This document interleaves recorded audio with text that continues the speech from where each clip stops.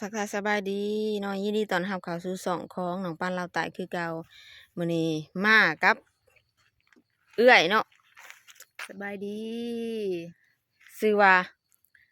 หนูน้อยเออฝากไปติดตามเพิ่นแหน่เนาะช่องเพิ่นสร้างใหม่เนาะหนูน้อยตลกลาวเนาะพิมพ์คำว่าหนูน้อยตลกลาวเนาะแม่นเออเพิ่นเป็นสายตลกเนาะไปฝากไปติดตามเพิ่นแหน่ฝาเนาะกติดตามในอยเด้อทุกคเอนอเป็นกำลังใจให้สาวหนูแน่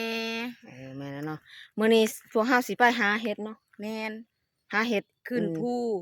สิขึ้นภูอันนี้ก็อยู่เทิงภูแต่ว่าบ่ทันได้สูงเกินไปเนาะนี่ยังพักผ่อนอยู่ลุกมาตอนยามเช้านี่ก็มาเลยนะบ่ทันได้อิหยังมากมายกายกองเลยไปนำกันไปเลยบ๊ายบาย พร้อมฮอดหลังภูทุกคน3-4ย่างขึ้นได้นี่โอ้บ่แม่นของง่ายค่อยขนาดทั้งลุมโคตรค่อยเลยนี่พร้อมมาฮอดโน่นภูเนาะโคตรเมื่อยเลยนี่จักสิเห็นจักสิมีเฮ็ดมีฮ้อนหรือบ่เพราะว่าเฮาบ่ทันไปฮอดดอนเนาะยังอยู่ในระหว่างทางอยู่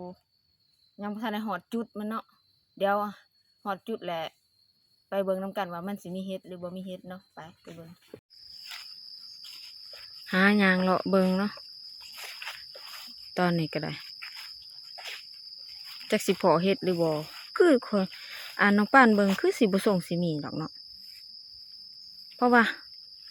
หามาเลยบ่ค่อยมีเด้อทุกคนบ่ค่อยมีปกตินี่มันจะออกหลายได้มันจะออกหลายตามคือจังซี่หยังหะออกหลายขนาดได้คือสมัยตะกี้เนาะน้องป้านมากับเอื้อยบ่หรือว่ากับหมู่กับกองนี่มาแถวนี่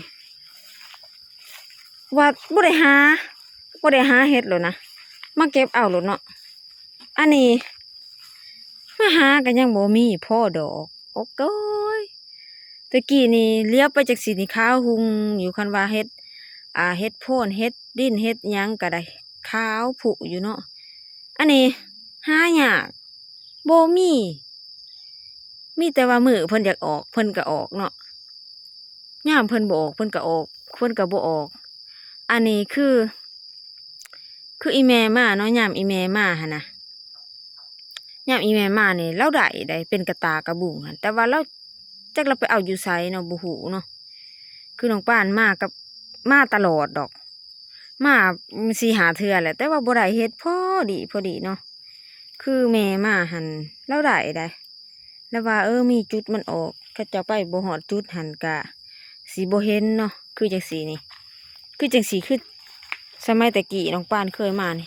เห็นโลดเฮ็ดนี่เห็นโลดบ่หาเนาะบ่ว่าแต่หาเห็นมองไปจังซี่ก็เห็นเลาะทั่วผู้นี่จนข้าวหุงโลดนะสมัยแต่กี้ได้อันเดียวนี่บ่มีเนาะหรือว่าย้อนชาวบ้านตัดไม้ตัดไม้เฮ็ดให้บ่หรือว่าบ่มีเนาะจังไดบ่มีคืออันนี้ก็จะเป็นกกจิกกกอันนี้เนาะปกติแล้วหันก็จะมีได้เห็ดเพาะนี่ตามต้นมันนี่เนาะจะมีเห็ดเพาะหรือตามต้นแต่ว่ามื้อนี้บ่มีเนาะ มื้อนี้บ่มีหาแหละน้องป้านหาเลาะทั่วแหละกับเอื้อยอยู่ภูนี่บ่มีเนาะบ่มีเลยกะสิหาต่อไปนะหาต่อไปหาต่อเรื่อย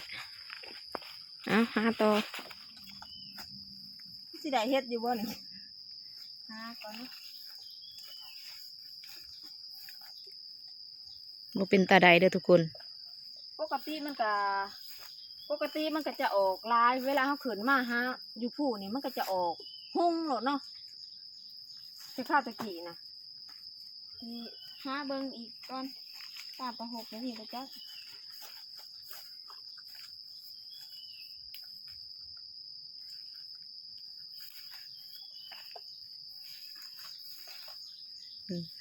ระวังแตนเด้อ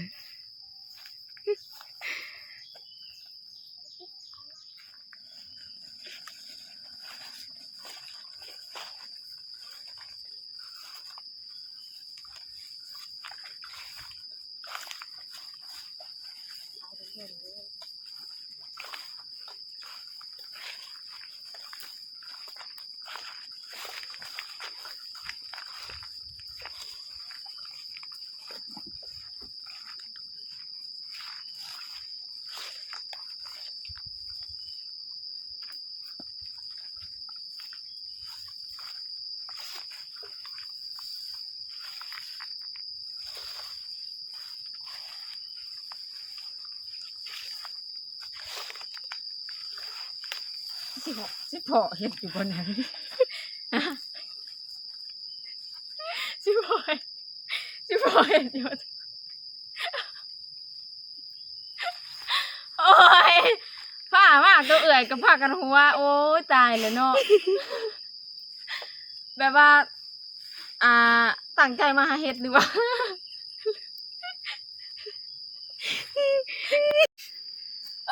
สรุปคือบ่ได้เฮ็ดทุกคนสรุปคือบ่ได้เฮ็ดนี่นะอันนี้ได้แต่เฮ็ดอันนี้ทุกเฮ็ดอีหยังนี่เฮ็ดอีหยังหาเนี่ย เฮ็ดบดบ่ เฮ็ดบดเฮ็ดกระด่าง โอ้ เฮ็ดมันสิบ่แม่นเฮ็ดกระด่างแล้วบ่เป็นสีนี่ มันเฒ่าเลยแหละ มัน นี่ บ่ ได้ แม่น แต่ซ้ำนี่เนาะบางทีอีเมลเราอยากบ้านทุกคนเอิ้นเฮ็ดอีหยังนี่ซอยคอมเมนต์แน่เนาะบ้าน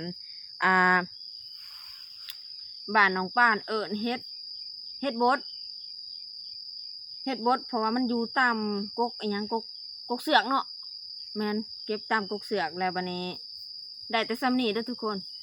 ตั้งใจมาหาเฮ็ดโพนเฮ็ดละโงกเฮ็ดติ้นเฮ็ดคาเฮ็ดทานอีหยังก็แล้วแต่ว่ามันบ่ได้เนาะมันบ่มีสรุปคือบ่ได้เฮ็ดเนาะได้แต่อันเฮ็ดตัวนี้เนาะ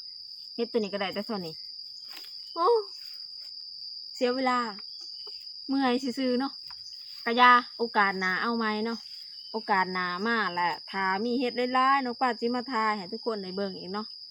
มื้อนี้ขอตัวลาไปก่อนเสียใจมากๆเลยไปบ๊ายบายสรุปคือพวกเฮาบ่ได้เฮ็ดสำเนาะ คือพี่สาวกะเพิ่นก็มาถ่ายคลิปคือกันเนาะตั้งใจมาหาเฮ็ดแต่ว่ามันบ่ได้เฮ็ดก็เลย ถ่ายคลิปไปเรื่อยๆเนาะมันบ่ได้เฮ็ดทุกคนโอกาสหน้าเอาใหม่เนาะพอกันใหม่ในคลิปหน้าเด้อบ๊ายบาย